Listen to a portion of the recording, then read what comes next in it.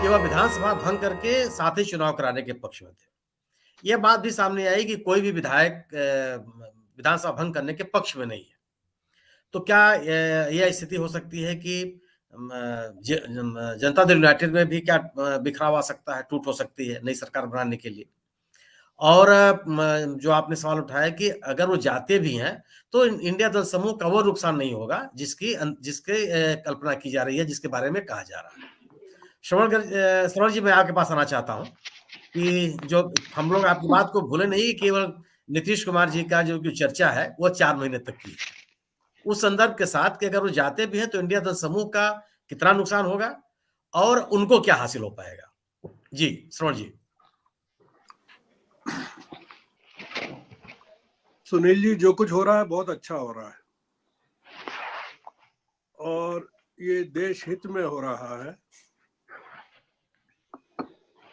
जिस दिन दूल्हा घोड़ी पर चढ़ने वाला होता, उस दिन फूफा जी जानबूझ करके आईसीयू में भर्ती हो जाते, तो शादी का मंडप खराब हो जाता। 30 तारीख के पहले नीतीश कुमार लेकिन शादी होती है, भव्य स्वरूप में प्रकट हो रहे हैं। नहीं, शादी होगी, शादी तो कहाँ रुकती है, शादी तो रुकती नहीं है कहीं। मतलब किसी भी फूफा जी की डेथ हो जाए तो भी नहीं रुकती है, या राजनीतिक डेथ हो जाए तो भी नहीं। 30 तारीख को राहुल गांधी किशनगढ़ में होते हुए पूर्णिया पहुंचे। उस पूर्णिया में जिसके बारे में मैंने जिक्र किया था पिछली चर्चा में, जहां नीतीश कुमार ने पिछली फरवरी को बहुत जोर शोर से विपक्षी एकता और के पक्ष में हल्ला मचाया था और मोदी जी को चुनौती दी थी। देखिए, मैं नीतीश कुमार के बारे में जितना कहा गया है, मैं उसका समर्थन नहीं करता हूं। मेरा ऐसा मानना है कि नीतीश कुमार किसी गहरे दबाव में, और वो दबाव गैर राजनीतिक है। वो कुछ भी हो सकता है और इस दबाव का संबंध सत्ता से भी नहीं है। ये ऐसा है जिसका उपयोग वो लोग जो सत्ता में हैं उन्होंने एक आखिरी हथियार के तौर पर किया है और नीतीश कुमार घबरा गए।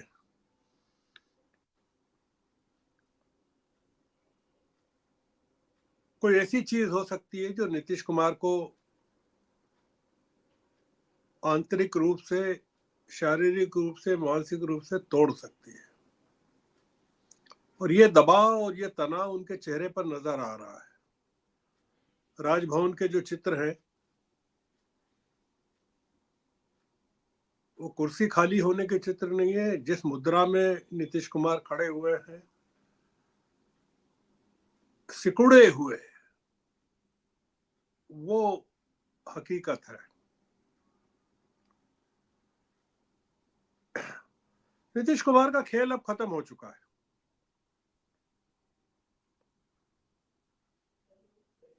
अब तो ये देखना है कि जो जेडीयू है उसके कितने सांसद और कितने विधायक उनके साथ रहते हैं। कोई बहुत ज्यादा विधायकों की जरूरत नहीं है तेजस्वी को अगर सरकार बनाना है।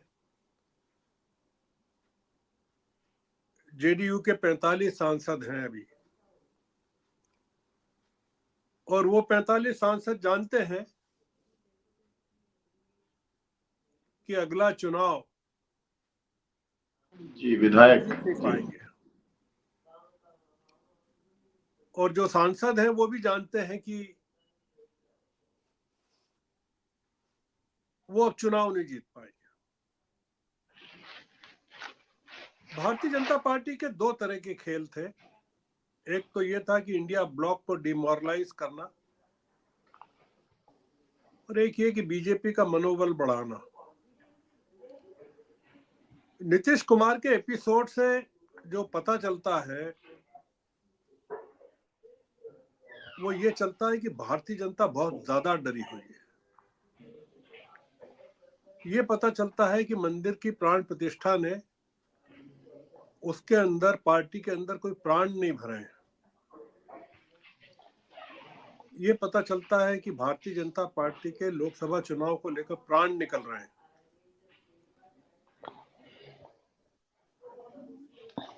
आप देख रहे हैं कि महाराष्ट्र में क्या चल रहा है। जरांगे पाटिल ने वहां जो कर रखा है, कब तक का टाइम दिया है, सुबह तक का 8 बजे तक का टाइम।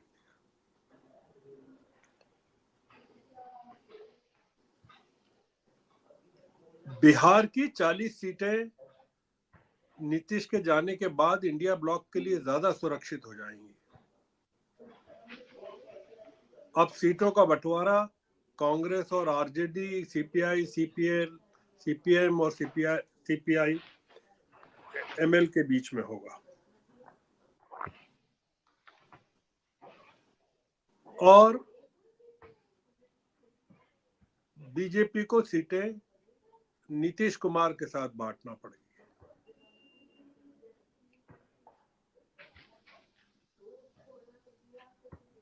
बिहार का जो अल्पसंख्यक है, भारतीय जनता पार्टी को लगता है कि जो जाति जनगणना हुई है उसके कारण नीतीश कुमार का जो स्टॉक है वो बहुत ऊंचा चढ़ गया है और वो स्विंग कर देंगे पूरी की पूरी सीटों को।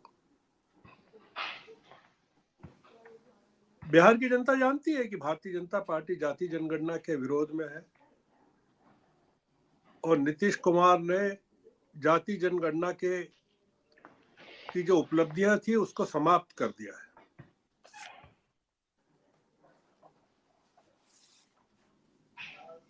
ये बहुत अद्भुत हुआ है और राहुल गांधी को ताकत मिली है इस बात से कि उनको अब शर्मिंदगी नहीं उठानी पड़ेगी।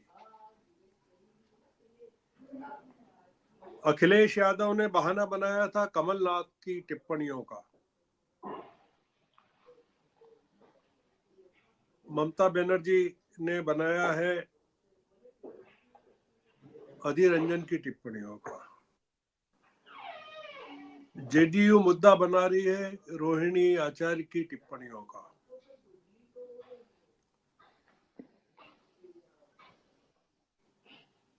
इन लोगों में दम नहीं है। आप सोचिए कि राहुल गांधी की यात्रा के दौरान या उनके बाद अगर ये घटनाक्रम होता तो क्या बात होती।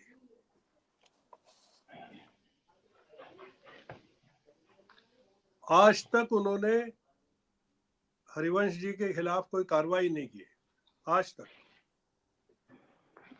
वो जेडीयू में है कि नहीं है पता नहीं है। उन्होंने कार्रवाई की थी सीपीएन सिंह के खिलाफ, आरसीपी, हाँ, और जिनके खिलाफ, सिंह साहब के खिलाफ।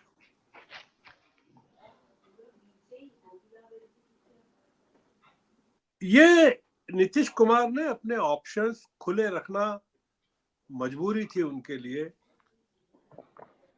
और इंडिया अलायंस का संयोजक नहीं बनाना भी राहुल गांधी की एक स्ट्रेटेजी का हिस्सा हो सकता था कि नीतीश कुमार की सारी गतिविधियां पिछले कुछ महीनों से संदिग्ध हो गई थी।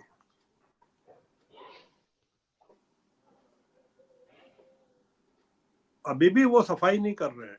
जो चर्चाएं चल रही है वो यही चल रही है कि रविवार को शपथ ग्रहण समारोह है, वो होता है कि नहीं, वो होता है तो कितने लोगों का समर्थन वो सिद्ध कर पाते हैं, नहीं कर पाते हैं। बिहार में राष्ट्रपति शासन लागू होता है।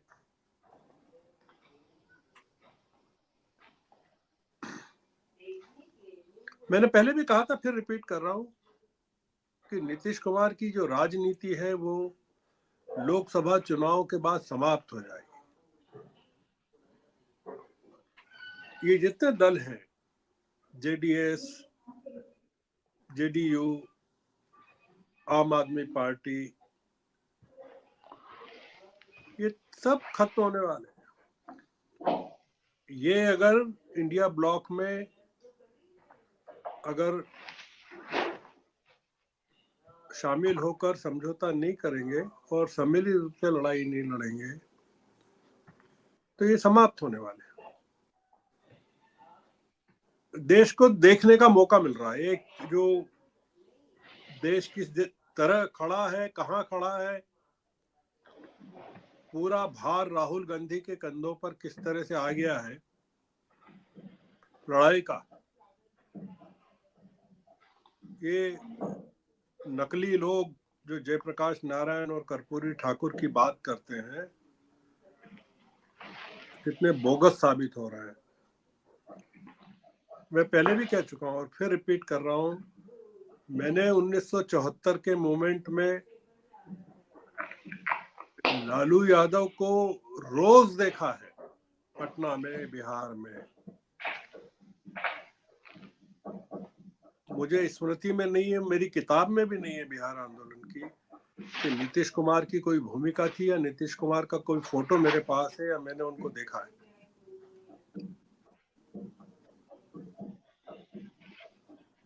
कर्पूरी जी के को लेकर मेरे मन में बहुत स्मृतियां उस जमाने की। तो ये जो चल रहा है बहुत बढ़िया चल रहा है, जिससे निराश होने की कोई जरूरत नहीं है। केवल जो पता किया जाना चाहिए वो ये पता किया जाना चाहिए उन कारणों को, क्योंकि नीतीश कुमार बेईमान नहीं है आर्थिक रूप से, पॉलिटिकली एम्बिशियस हो सकते हैं पर इस तरह का काम नहीं कर सकते जैसा करना पड़ रहा है। मैं उनके चरित्र को लेकर, उनकी नीयत को लेकर कोई संदेह नहीं उत्पन्न करना चाहता। कोई बहुत बड़ी मजबूरी है नीतीश कुमार के साथ, और ये मजबूरी ज्योतिरादित्य सिंधिया जैसे लोगों से अलग है, या जितिन कुमार, जितिन प्रसाद या मिलिंद देवड़ा जैसे लोगों से अलग है, या गुलाम नबी आजाद से भी अलग है। वो इतनी बड़ा, मतलब अगर जिस इंडिया ब्लॉक को पैदा करने का, जन्म देने का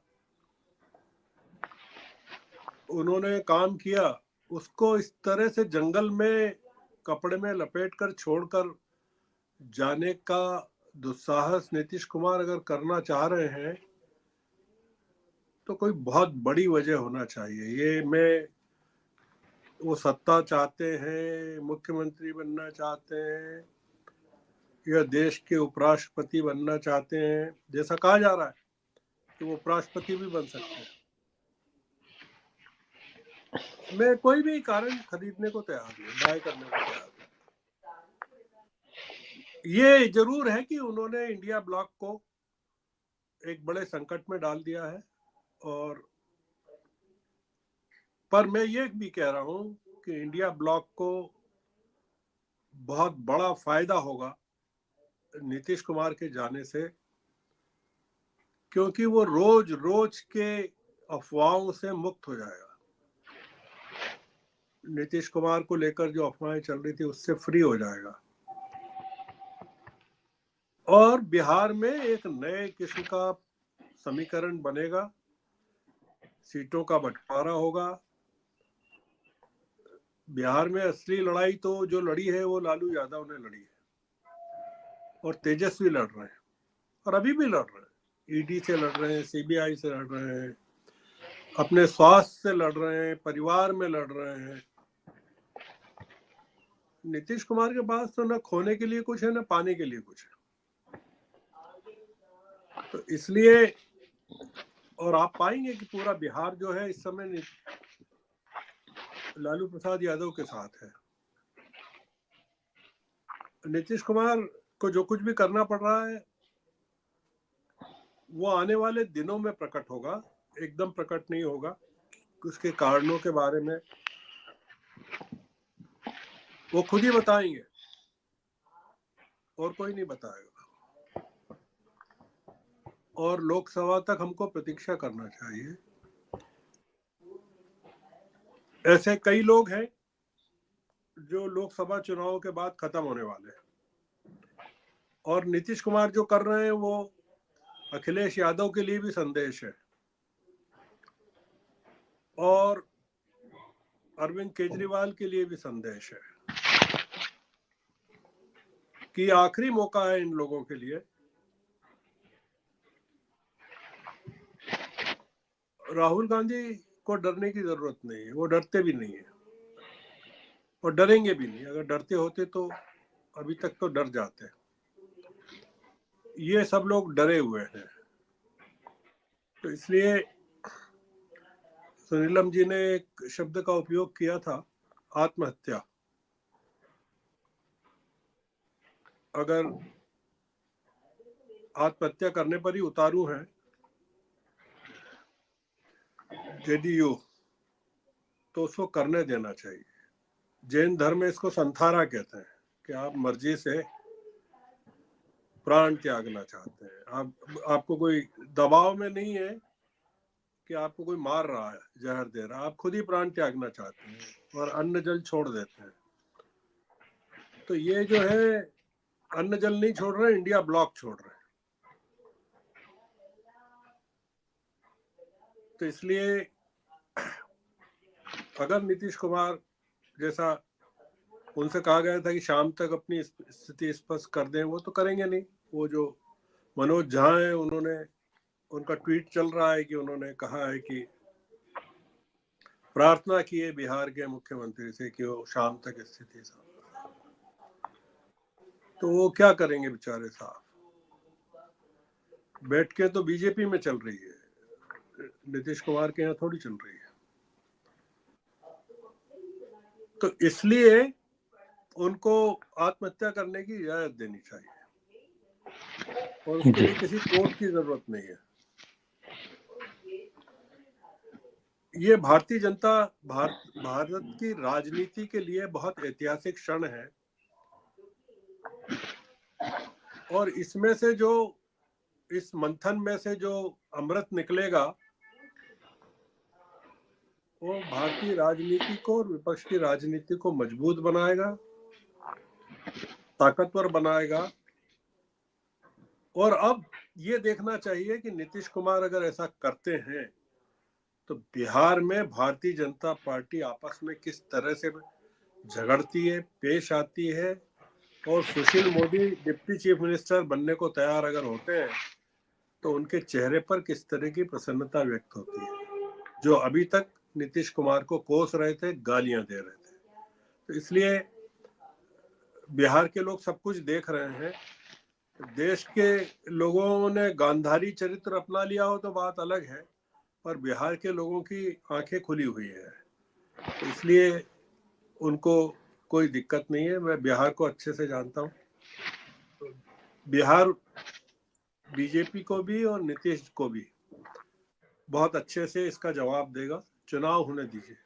हो सकता है विधानसभा और लोकसभा के चुनाव वो करवाना चाहते हैं, तो उसमें एक साथ करवाना चाहते हैं कभी, तो उसमें और देख लेंगे कि क्या होता है, क्योंकि स्थितियां काफी एक देश एक चुनाव की तरफ बिहार बढ़ रहा है और देश बढ़ रहा है, ऐसा लगता है।